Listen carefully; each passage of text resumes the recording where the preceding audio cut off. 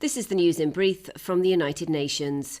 Humankind has reached a tipping point on the need for climate action, UN Secretary-General Antonio Guterres said on Thursday, as new data showed that the world is not on track to slow down global warming. Disruption to our climate and our planet is already worse than we thought, and it's moving at a faster pace than predicted, Mr. Guterres said at the launch of a report by UN and global scientific partner organisations called United in Science. We now have 5 times the number of recorded weather disasters than in 1970, and they are 7 times more costly, the UN chief added, in an appeal for urgent action to address human-induced climate change.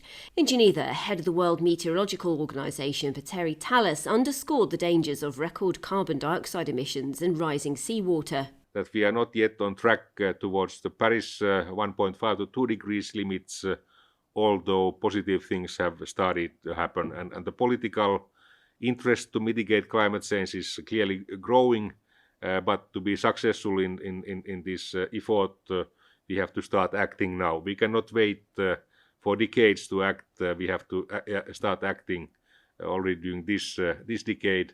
Professor Talas said that despite temporary improvements in air quality during the COVID lockdowns last year, greenhouse gas emissions have returned to 2019 levels. The people of Burundi continue to endure serious rights violations, including possible crimes against humanity, UN-appointed independent investigators said on Thursday. This is despite a pledge by President Evariste Ndayishimiye to address the situation after years of violent repression and crimes, according to the UN Commission of Inquiry on Burundi. It lists reports of arbitrary detention and execution, torture and intimidation, the majority committed by individuals in groups with links to the ruling party.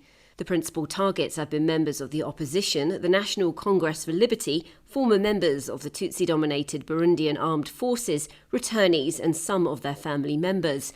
Here's Commissioner Françoise Hampson speaking to journalists in Geneva.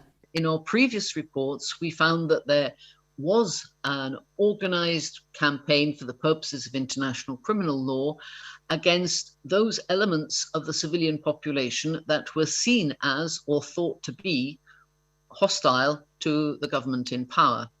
Some of the violations that this year's reports detail seem to be a continuation of that policy.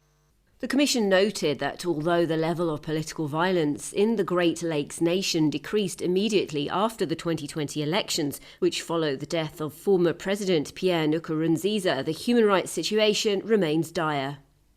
Venezuela's profound human rights crisis has been made worse by political pressure brought to bear on the country's judges and prosecutors. That's the message of a Human Rights Council mandated investigation, which on Thursday said that the lack of independence of the judiciary had allowed serious human rights violations against male and female opponents of the government to go unchecked. In its second report, the fact-finding mission detailed how the justice system's deficiencies happened alongside a state policy to silence, discourage and quash government opposition between 2014 and August 2021. The mission documented irregularities at all stages of the criminal process, including pre-trial detention lasting 2 years. Here's Martha Valenas, chairperson of the mission. In 102 of the 183 cases examined, the mission recorded that high-level public officials made public statements commenting on criminal cases involving real or perceived opponents, either prior to or soon after their detention. According to the fact-finding probe, Venezuela's intelligence forces subjected male and female detainees to enforced disappearance, torture and sexual violence, and arbitrary deprivation of life. The investigators said that they found no evidence of high-level officials being investigated or prosecuted in these cases or in any cases that it investigated since. Katie Dartford, UN News.